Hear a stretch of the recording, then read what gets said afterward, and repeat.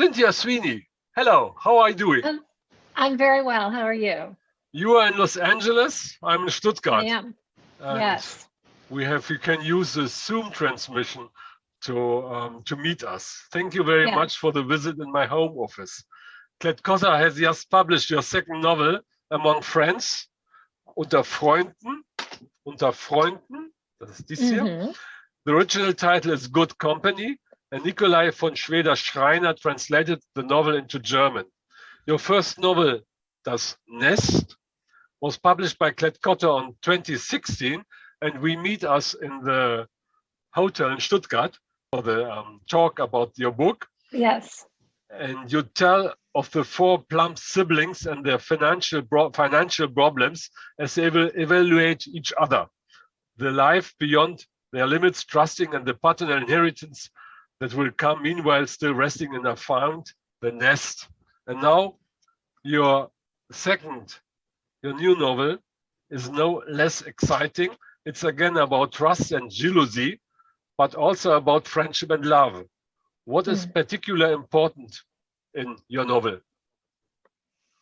Well, I think a few things. I think that one thing that I thought about a lot when I was writing this book is what it's like to form relationships with people when you're young and you all have similar dreams for the future, and what happens when not everyone's dreams come out the same way, or some don't even happen at all. And when you sort of reach that point in your life when not everything is possibility anymore. Enough time has passed and you've made enough choices so that your life is becoming more of a fixed thing, and how you reconcile that with what you hoped your life might become. You have a remarkable success for introducing your readers to the characters of your novel. Flora Mancini has been happily married to Julian for 20 years. Everything is going well, and their daughter Rabi is developing splendidly. Flora Mancini is the main character, but she also has a friend, Margot. What is their relationship? Well, they met when they were very young and both wanted to be actors. Of a different kind. Flora really was loved to sing and wanted to be into musical theater, and Margot is sort of a more serious Shakespearean type of actor. But they met when they were doing a production of Shakespeare in the Park in New York City, which is would have been a very prestigious, lucky thing for two young women in their 20s to luck upon. So they met at a time when everything was possible and their lives took different paths, and they each are lucky in different ways and they support each other, but they also both have things that the other wants. And so I was interested in sort of, again, exploring how you navigate the relationship when it takes different paths, and when Margot has a kind of career that Flora would like. Flora has a daughter that Margot's very close to, and a marriage that Margot is envious of. So they support each other, but they also have that type of friendship where there's a little bit of envy and a little bit of friction. They both can speak about everything? I think so, yes. Well, no, obviously Margot is holding on to a big secret that she can't talk to Flora about. But, Margot's very good at compartmentalizing things and protecting what she needs in her life. So she's a little more selfish than Flora. She wouldn't see it that way. A couple of actors on the rise with the best prospects, except for the moment when Flora discovers her husband's wedding ring, lost a year ago, in an envelope in an old drawer. Just ignore it, or in a few seconds the progress of the story is decided? You think so? Well, yeah, I mean, that's certainly in my mind was when the novel took off. That's when the story begins. So that's when the story of this book begins, is when an object comes to light that is going to unearth a secret. I suppose you could ignore it, but then there wouldn't be a story to write. So I couldn't ignore it. And I think that would be a hard thing to ignore. I suppose there are people who would make that choice, who would rather not know and just carry on happy in their ignorance. But that I don't think that would be my choice. I'm happy to never have had to make that choice, but I think I would rather know what was going on than not know, even if it was painful. In a certain sense, the wedding ring gives a structure to the whole novel, but it is rather much more the relationship between the couples, isn't it so? Yes, I think so. You know, they impact each other's lives, and they depend on each other. They've really sort of formed a life. They're a family. They've sort of made their own family. Julian had probably lied to Flora. I'm sorry, he had said to Flora. It kind of slipped off of my finger in the water. Doesn't matter, Flora. It's okay, we'll get a new one. Flora was not suspicious. No, she wasn't suspicious, which I think is part of her heartbreak, that she trusted him so completely. And I think that, you know, I think that people have different kind of marriages or relationships or partnerships.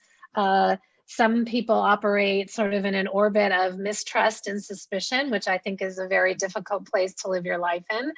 And some people live in a more trusting place. But I think, you know, one of the things the book explores is whether we can really know everything about the people we love. May I ask you, it's an individual story, or is there also a little part of generalizing of the story? Do you mean, did that happen to me? Yeah? No, not to me. Not to me. No, to others. A bit. Well, I definitely, you know, I have been married for a long time, and I have friends who have, you know, we've all been married. Some of us have been married for a long time. Some of us relationships have not lasted. And as I was writing this book, I talked to many friends who had gone through similar situations to sort of, you know, and they were very honest with me about what it's like to have a relationship come to an end, and a lot of their thoughts and feelings went into this book. So it's, you know, it's individual, but hopefully it's also universal. Try to make both those things work. The ring will dominate each chapter below, very gradually, but steadily piecing together the answer. What in God's name does it mean? Page 24. Flora cannot imagine at first that Julian have sea dragon. Right. Yeah. It's really shocking for her. It is in some ways, well, it's a heartbreak, and she has a big decision to make. Will her friend Margot help her figure it out? Well, I think we have not too much. We have not to tell too much about the novel. Right. Yes. I think, you know, Margot occupies her own unique place in this conundrum. And I think that, I think that it would be very hard for Margot to give Flora objective advice. We will not tell too much about the story. Yeah. It's difficult to speak about a book and not to speak too much about it. And therefore, my colleagues tell me so often that my talks have not been too long. Right. My blog says cleverly, Cynthia Sweeney recounts the early years of her marriage to interpret present day situations in retrospect. Actually, they were really happy years, but that memory has cracks. She can no longer escape her growing distrust that affects her memory. This is also where the tension this book comes from. Is this right? Mm-hmm. Yes, absolutely. I thought a lot about memory and the stories we tell ourselves about our past.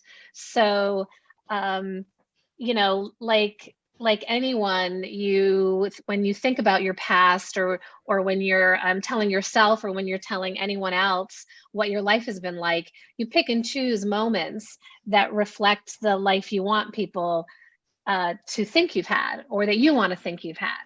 And of course, we're all imperfect, and so you don't necessarily present the naked truth to people.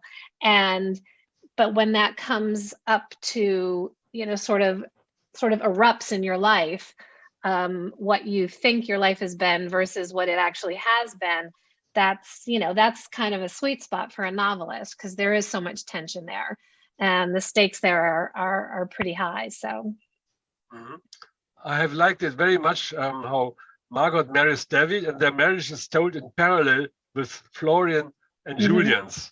Flora compares their relationship to that of their friends. Margot and David were also on the outs because of a flying David before they had come back together. Margot can be a friend or a counselor to Flora. That's the same question again from another point of view. Yeah, I mean, I think they are that for each other at different times in their lives, Margot and Flora. Sometimes, you know, as I think friendship works, sometimes you're the counselor, sometimes you're the person who needs to be counseled, and it goes back and forth, you know, in that way. And in this particular situation of the book, it's just very heightened. The situation is extra dramatic, and so, you know, what will happen, I don't know.